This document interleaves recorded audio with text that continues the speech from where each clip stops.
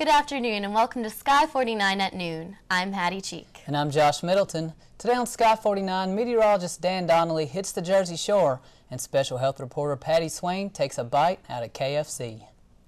But the big story on Sky today is a deadly hit and run in Cheltenham. 17-year-old Tanika Workman was crossing the 400 block of Cheltenham Avenue when she was struck and killed. Police say they are looking for the driver of a silver or gray Chevrolet or a GMC work van without windows. It was last seen traveling west on Cheltenham Avenue. A witness says the driver of the vehicle is a middle-aged white or Hispanic male. Mother of the victim, Karen Garnett, says she wants the driver to turn himself in and asks witnesses if they have any information to please contact police. A 68-year-old man died while riding across the city on a night owl SEPTA bus. Leonard Seaton boarded the bus at 69th Street Station and was found dead by the time he reached Frankfort Transportation Center on Tuesday. The bus driver admits seeing him unconscious but left him alone because he thought he was passed out due to alcohol intoxication. Medical officials report the cause of death as a fatal heart attack, which resulted from a drug overdose. An Allentown man falls 30 feet saving a suicidal woman. Allentown School Board member Robert Smith put himself between the woman and the ground as they were falling, using himself to break the fall. Smith shattered bones in both arms and gashed his forehead, but suffered no apparent brain or spinal injuries. Relative to the woman says she was able to walk away from the scene with only minor injuries. The New Jersey teen who caused a stir after shouting racial slurs on a Gloucester Walmart microphone has been charged with bias, intimidation, and harassment. The 16-year-old from Atlantic County reportedly used the store's intercom system to tell all black people to leave the store. His actions have led to a slew of similar events in the area, one involving a 14-year-old girl relaying a similar message at a Whole Foods in Edgewater. She faces the same charges. Well, now that warmer weather is here, Philadelphians are flocking to the Jersey Shore. Our meteorologist Dan Donnelly is there now with today's forecast. Dan? Thanks, Josh. I know what you're thinking. Is Mother Nature playing a cruel April Fool's joke on us with this gorgeous weather? Well, I hope you're staying cool back at the studio because we are out here having a fist-bumping good time at the Jersey Shore. People here are taking an early vacation and hitting the beach to get that summer's tan. It is absolutely beautiful out here on the boardwalk. I mean, you would think it's Memorial Day weekend with the hundreds of families that are out here today. I spoke to some of the merchants here and they are not complaining about this weather. They are indeed open for business. Hopefully, this weather will be back in June when the Jersey Shore comes back for a second season. I expect the whole cast back, and the word in the street is they're looking for some new additions to the cast. Maybe I'll go in for a casting call, who knows? Anyway, back in Philly, temperatures are peaking at 89, closing on a record of 90 degrees, held back in 1929. Tonight, expected to cool down to a low of 65. For Sky News, I'm Dan Donnelly. We'll be back for the 5-day forecast when I get back in the studio, guys. Now we have Bianca Brown for the latest in today's entertainment news. What do you have for us, Bianca? Tiger Woods has appeared in a new ad for Nike where a clip of his father, Earl, asks him questions alluding to his multiple affairs. Some are calling BS, and the ad has been the subject of many parodies. Oprah Winfrey shocked fans when she announced that her 25-year-old talk show would be no more, but she isn't finished with us yet. Her new network, OWN, is scheduled to air New Year's Day 2011. She'll have her own hour-long primetime show traveling the world and interviewing some fascinating people. The boys of Jersey Shore got to pose with supermodel Bar Raffaelli in the latest issue of Interview magazine. The spread was hot, hot, hot, unfortunately shot by sleazebag of sleazebag, Terry Richardson. The mustache says it all. Gossip Girl co-stars Ed Westwick and Jessica Zor have not split up, according to a rep from the show. This contradicts rumors that Zor was seen getting busy with Westwick's best friend in LA, was dumped on the phone, and flew to London to beg for Westwick's forgiveness. That's the latest in gossip. Back to you, Hattie. Thanks, Bianca. That was great. Patricia Swayne has our latest traffic report to help you get through the rush hour quickly. Patricia, how do the roads look out there?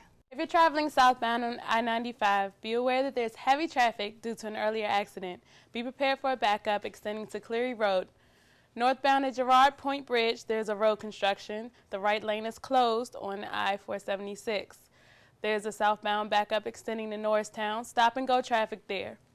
Good news, though, on I-76 heading eastbound, no problems to report. And finally, on the Vine Expressway, traveling westbound, there's a backup extending to North Broad Street and 16th. Very slow moving traffic, and that's your traffic report for this hour. I'm Patricia Swayne. I'll be back with more updates at the bottom of the hour. Back to you guys. Lower Merion School redistricting is being accused of racial bias. 7 South Ardmore parents took the stand and told a federal court judge they believe the redistricting was racially biased against their children. The 7 said their dominant African American community was singled out for busing to Harrington High School because of race. It looks like our meteorologist Dan Donnelly is back in the studio.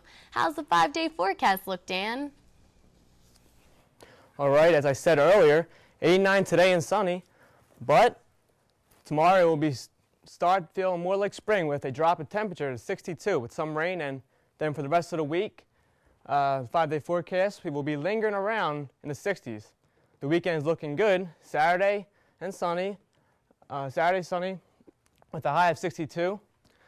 Sunday partly sunny with a high of 70. But then we start to drop again. Monday 64 and Sunday, then the rain comes back Tuesday. Low 50s with showers. That's it for your 5-day forecast. Back to you. Officials report today that the 26 teachers instructing at Waukesha Charter School have ratified their first union contract. Activists for the union agree that the new contract will provide a greater education experience for students because teachers will be able to work openly with administrators, parents, and board members. The contract also provides a pay raise to teachers involved in the 3-year pact. SKYY 49's Patricia Swayne has scoop on her quest to keep you healthier. Patty? Thanks, Josh. With the city abuzz with major fast food chains revamping their menus to create a more health-conscious Philadelphia, some restaurants find themselves trying to slip through the cracks.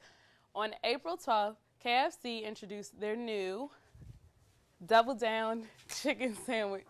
Even though the name sounds more like a triple bypass, it boasts 2 fried slabs of chicken serving as a bun for slices of Swiss and pepper jack cheese, topped off with 2 strips of bacon and the Colonel's special sauce. This concoction amounts to only 540 calories, but 32 grams of fat and 1,380 milligrams of sodium. Nutritionists say it's a tricky approach to the new calorie-laden fast food menus because as long as the calories look low and the food looks good, customer interest is high. Think again. Even the grilled version of the trumped-up sandwich has almost 100 less calories but 100 milligrams more of sodium. Sodium is extremely detrimental in the diets of folks with high blood pressure and heart disease, some of the most common health threats in the U.S. today. When it comes to these loopholes around caloric confessions, nutritionists encourage patrons to simply use common sense. If you see fried chicken, bacon, and cheese all in one place, obviously it isn't that good for you.